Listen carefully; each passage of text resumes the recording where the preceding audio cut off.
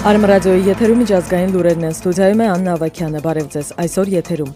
Բախումները Եգիպտոսում շարունակվում են։ Ռուսաստանի անդամակցությունը ԱՀԿ-ին 3-ից 5 տարի անց կարտացոլվի ապրանքների գների վրա։ ՆԱՍԱ-ն ու Եվրոպական տիեզերական գործակալությունը կրկին փորձում են կապվել Ֆոբոս գրունտի հետ։ Այժմ այս մասին առավել մանրամասն։ Եգիպտոսի զինուժի գերագույն խորհրդի տեղակալ Հուսեյն Տանտաուի ելույթը չփոխեց Կայրեում ու այլ քաղաքներում հազարավոր ցուցարարների տրամադրությունները։ Ցուցարարները նախկինի պես փողոցներում են ու ոստիկանների վրա քարեր են նետում։ Վերջիններս էլ արցունքաբեր գազ են կիրառում։ Տանտաուին ընդունել է գործող կաբինետի հրաժարականը հայտարարել հաջորդ տարվա առաջին կեսին նախագահական ընտրությունների անցկացման մասին ու պատրաստակամություն հայտնել փոխանցել իշխանությունը քաղաքացիական անձանց հանրաքվեի միջոցով։ Սակայն ցուցարարները չհավատացին նրա խոստումներին։ Բախումներ են տեղի ունենում նաև Ալեքսանդրիայում, Իսմայիլիայում ու Եգիպտոսի այլ քաղաքներում։ Վերջին 4 օրվա ընթացքում այնտեղ ավելի քան 30 մարդ է զոհվել։ Մարդու իրավունքների հարցերը չպետք է օգտագործվեն որպես պետությունների ներքին գործերին միջամտելու միջոց, հայտարարել է ՄԱԿ-ի Ռուսաստանի մշտական ներկայացուցչի տեղակալ Սերգեյ Կարևը։ Այսպես են ամեկնաբանել երկրի դիրքորոշումը Սիրիայի հարցով ՄԱԿ-ի գլխավոր վեհաժողովի բանաձևի ընդունման հարցով։ Մոսկվան դեմ է կազմակերպությանը նման միակողմանի փաստաթղթերի ներկայացմանը, նկատեց Կարևը։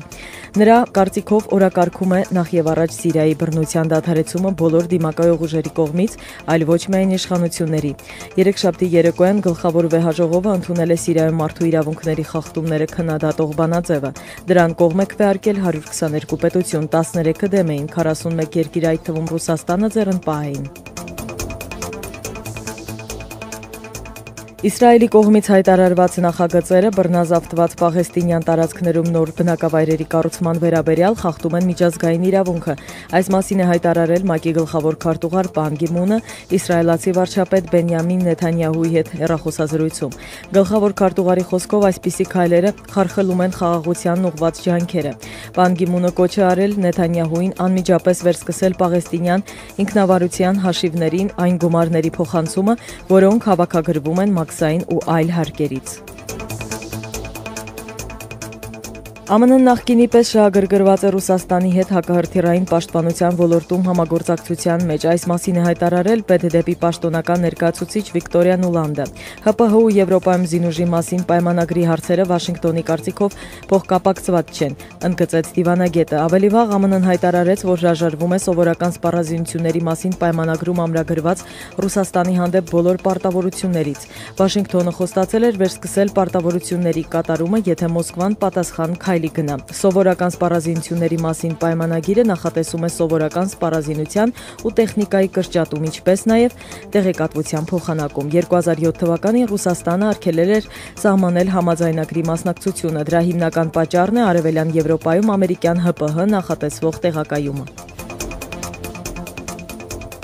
Ռուսաստանում արտասահմանյան ապրանքների գները սկսելու են նվազել 3-ից 5 տարի անց, երբ երկիրը կանդամակցի առևտրի համաշխարհային կազմակերպությանը։ Այս մասին է հայտարարել այս թեմայով գլխավոր ռուս բանակցորդ Մաքսիմ Մեդվեդկովը։ Նա ընդգծեց, որ ցանկացած ազատականացում պետք է աստիճանաբար իրականացվի։ Մեդվեդկովի խոսքով զգայուն ոլորտներ կան, ինչպիսիք են ավիա ու ավտոարդյունաբերությունը։ Իջեցված գներին դրանց անցումը կարող է մինչև 7 տարի տևել։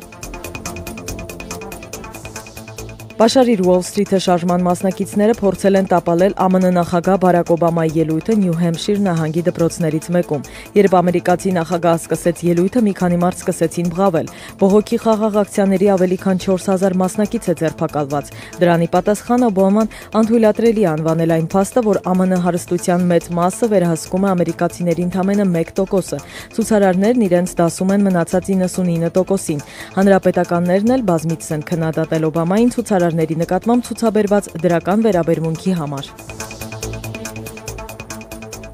Ֆրանսիական հարկային մարմինները երկրի ամենահարուստ տիկնոջից Լորեալի սեփականատեր Լիլիան Բետանկուրից պահանջել են վճարել 77 միլիոն եվրո։ ԶԼՄ-ների տվյալներով նա խուսափել էր հարկային վճարումներից, կապիտալները դուրս բերելով արտասահման ու նվազեցնելով սեփական ունեցվածքի գինը։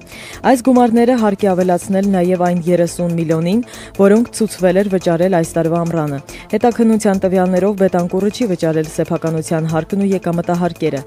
Չհռչակագրված 100 միլիոնն էլ հայտնաբերվել էր Շվեյցարիայի ու Սինգապուրի հաշիվների վրա։ Տիկնոջ հոգեբարձուները, դուստրն ու երկու թոռները, որոնց հսկողության տակ են գտնվում, դատական որոշմամբ ափսոսանք են հայտնել, որ ԶԼՄ-ները ներթափանցել գաղտնի, բայց խեղաթյուրված տեղեկատվությունը։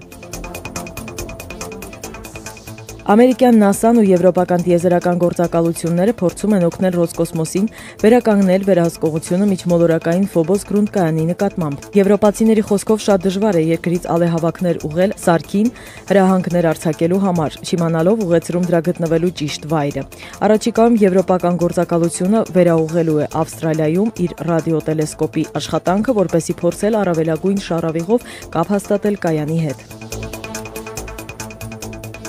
Այսքանը միջազգային լրատվությունից րոպեներ անց լսեք լուրեր Ժիրայր Ոսկանյանի ներկայացմամբ։ Մինչ հանդիպում։